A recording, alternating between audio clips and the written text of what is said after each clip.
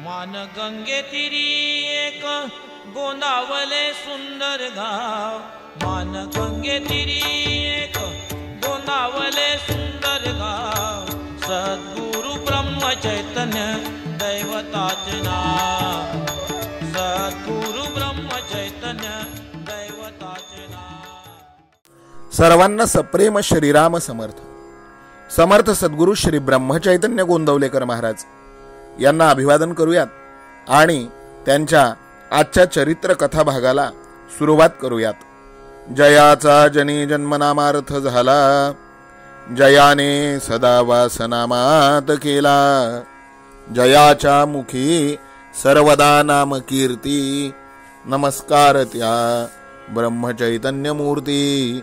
समर्थ सद्गुरु श्री ब्रह्मचैतन्य महाराज की जय। श्रीराम समर्थ। श्रोते हो, इसवी सन 1876 सालच्या मोठ्या दुष्काळामध्ये श्री ब्रह्मचैतन्य महाराजांनी गोरगरीब जनतेला जी आचाट मदत केली ती औंधच्या तत्कालीन राजानं पाहिली आणि तेव्हापासून श्री ब्रह्मचैतन्य महाराजांवरती औंधच्या राजाची भक्ती बसली। स्वतः राजा आणि राणी अधूनमधून गोंदवल्याला येत आणि श्री महाराजांचं दर्शन घेऊन जात। कालांतरानं राजा मरण पावला आणि संस्थानी राजकारणाच्या रिवाजाप्रमाणे राजघराण्यामध्ये राजगादीसाठी मतभेद सुरू झाले। एकाच राजवाड्यात दोन पक्ष झाल्यावर एकमेकांच्या बाजूची मंडळी अनेक प्रकारच्या लटपटी, उपद्व्याप, खटपटी करू लागली। सामान्य मनुष्य ज्या गोष्टींना पाप समजतो अशा धडधडीत खोटे बोलणे, खोटे कागद करणे, दागिने वगैरे लांबविणे, वाईट सल्ला देणे, अन्नामध्ये विष कालविणे, मारेकरी घालणे वगैरे गोष्टींनी सर्वांचे हात बरबटल्या गेले। हा सगळा प्रकार पाहून मुंबई सरकारनं जेकब नावाच्या कलेक्टरला औंध इथं प्रशासक म्हणून नेमलं। श्री महाराजांच्याकडे येणारी औंधच्या राजघराण्यातली एक पांगळी स्त्री होती। तिला खुर्चीत बसून दोन माणसांनी उचलून आणावी लागे। एकदा ती महाराजांच्या दर्शनाला आली आणि मोठ्यानं रडू लागली। रडण्याचं कारण ज्यावेळेला महाराजांनी तिला विचारलं त्यावेळेला ती म्हणाली, महाराज, आजपर्यंत माझ्या हातून नाना तऱ्हेची पापं झाली आहेत। भगवंताचं नाम घ्यायचा प्रयत्न मी करू लागले की माझी ती सगळी पापं माझ्या डोळ्यापुढे येऊन उभे राहतात। याला काही उपाय आहे का? यावर श्री महाराज म्हणाले, होय, खात्रीनं उपाय आहे, पण तुम्हाला त्या पापांचा खरा खरा कंटाळा आलाय का? वाटेल तो प्रसंग आला तरी ते पाप पुन्हा तुम्ही करणार नाही असं वचन मला जर देत असाल तर तुमची मागची सगळी पापं मी घेतो, आहे का कबूल? हा प्रश्न ऐकून त्या बाईनं लगेच मी ती पापं पुन्हा करणार नाही असं श्री महाराजांना वचन दिलं। श्री महाराजांनी तिच्या हातात पाणी दिलं आणि आजपर्यंत जी जी पापं मी केली आहेत ती सर्व आपल्याला अर्पण करते असं बोलून आपल्या हातावर पाणी सोडायला सांगितलं। त्या बाईनं सांगितल्याप्रमाणे अगदी मनापासून केलं आणि तिच्या मनाची स्थिती सुधारली यात शंका नाही। पण श्री ब्रह्मचैतन्य महाराजांचं अंग मात्र काळवंडून गेलं। शरीराचा रंग भाजल्याप्रमाणे दिसू लागला। असं का म्हणून विचारता ते म्हणाले, पाप ही आगच असते, त्यातल्या त्यात राजे लोकांचं पाप म्हणजे मोठीच आग असते, कारण ज्यांच्या हाती सत्ता अधिक त्यांचं पाप देखील मोठ्या प्रमाणावर घडतं असा पूर्वीचा रिवाज आहे। मला त्रास झाला खरा, पण त्या बाईचं कल्याण झालं। 8 दिवसांनी श्री महाराजांच्या अंगाचा रंग पूर्ववत झाला। औंधला आल्यावर प्रथम काही दिवसांनी हा जो जेकब कलेक्टर होता तो बरा वागला, पण राजघराण्यातली भांडणं ज्यावेळेला त्यांनी पाहिली तेव्हा दोन्ही बाजूच्या लोकांकडून त्यानं पैसे खायला सुरुवात केली। पांगळ्या बाईकडून पैसे मिळेनात तेव्हा ती श्री ब्रह्मचैतन्य महाराजांच्या सल्ल्याने वागते असं त्याला कळालं। पुढे या जेकबनं नवीनच कुभांड रचलं। आपल्यावर विषप्रयोग झाला अशी त्यानं हुल उठविली।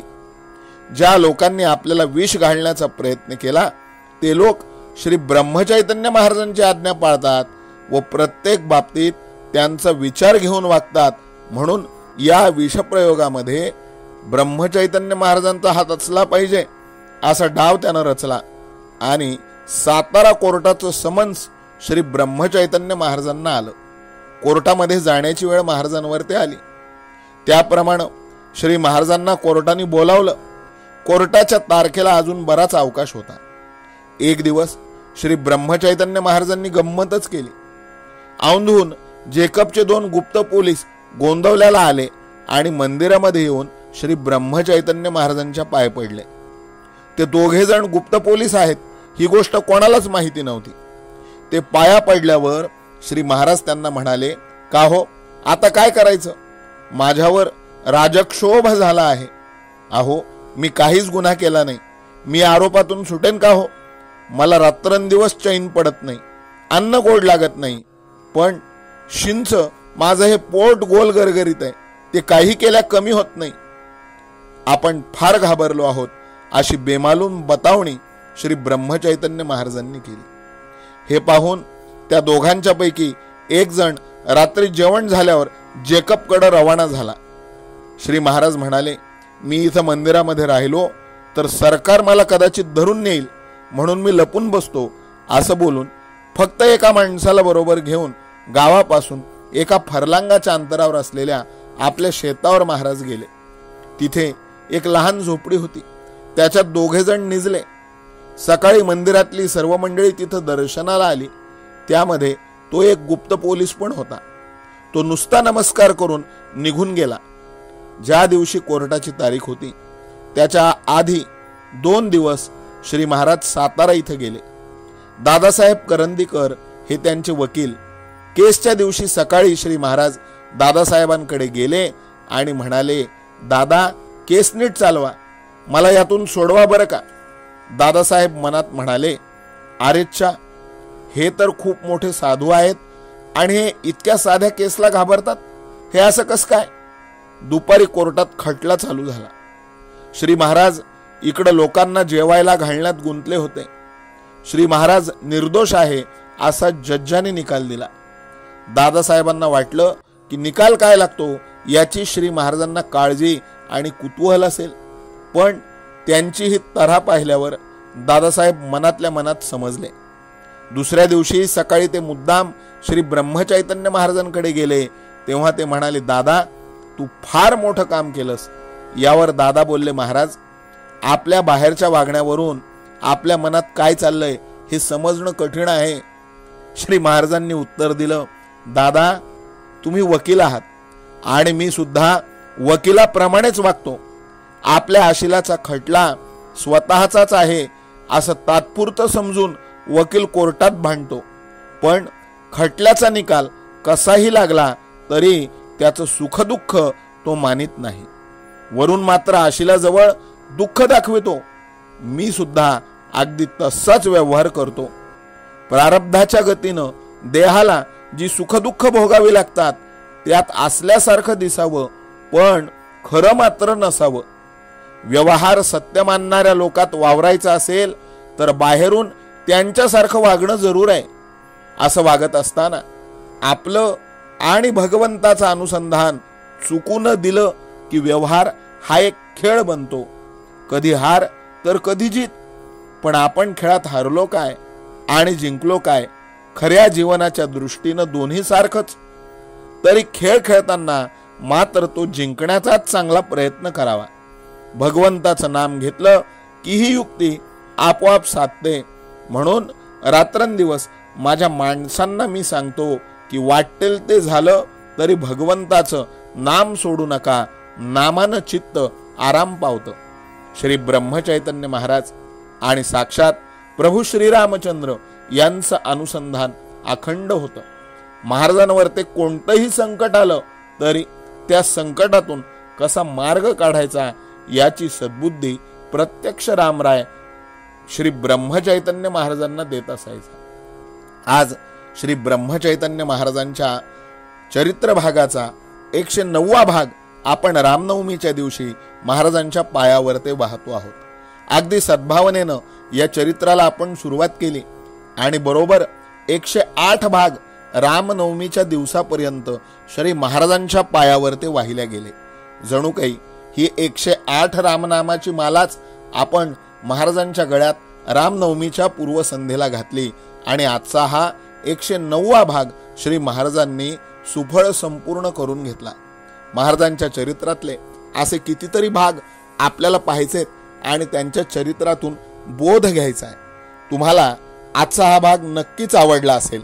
या भागावरची तुमची प्रतिक्रिया तुमच्या नावासहित, तुमच्या गावासहित आम्हाला जरूर कॉमेंटच्या स्वरूपात कळवा. हा भाग जास्तीत जास्त लोकांपर्यंत शेअर करा. यापूर्वीचे सगळे भाग ऐकण्यासाठी गुरुकुल शिक्षा यूट्यूब चॅनलवरची श्री ब्रह्मचैतन्य गोंदवलेकर महाराज चरित्र या नावाची प्लेलिस्ट ओपन करा. त्यात पहिल्या भागापासून आजच्या भागापर्यंतचे महाराजांच्या चरित्रातले सगळे भाग तुम्हाला ऐकायला मिळतील. या प्लेलिस्टची लिंक या व्हिडिओच्या डिस्क्रिप्शन मध्ये दिलेली आहे. ती लिंक ओपन करूनही तुम्ही सर्व भाग एक एक करून क्रमशः ऐकू शकता.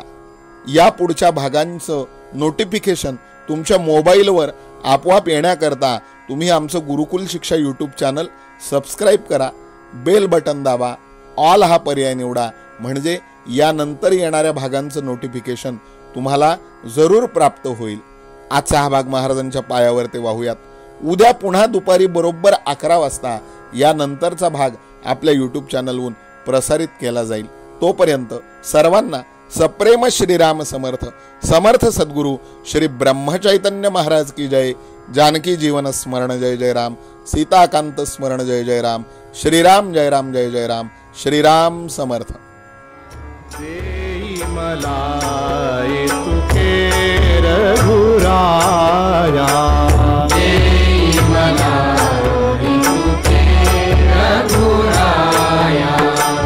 मती उपजो तुझी या गुण गाया.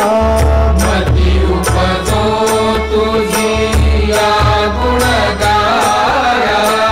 मती उपजो तुझी या गुण गाया.